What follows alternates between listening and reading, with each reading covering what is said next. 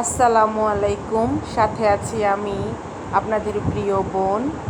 ডেইলিস cooking channel থেকে সবাইকে আন্তরিক শুভেচ্ছা ও অভিনন্দন। আজকে আমি পেঁপে ভাজি করব। পেঁপে ভাজির রেসিপিটা শুরু থেকে আপনাদেরকে বলে দিচ্ছি। প্রথমে আমি তেল দিলাম পরিমাণ মতো। তারপর তেলের মধ্যে আমি পেঁয়াজ কুচি, কাঁচামরিচ কুচি দিলাম।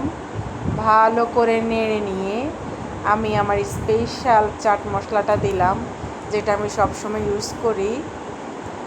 তারপর একটু হলুদ গুঁড়ো, হালকা একটু রসুন দিয়ে মশলাটা ভালো করে কষে নিব। মশলাটা কষানো হলে আমি পেঁপেগুলো এবং আলুগুলো দিয়ে দিব।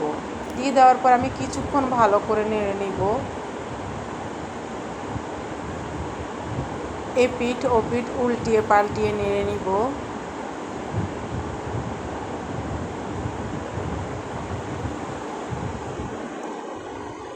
নাড়া হয়ে গেলে কিছুক্ষণের জন্য আমি ঢাকনা দিয়ে ঢেকে রাখবো। কিছুক্ষণ পর আবার এলাম। এবারও ভালো করে উল্টিয়ে পাল্টিয়ে নেড়ে দিব।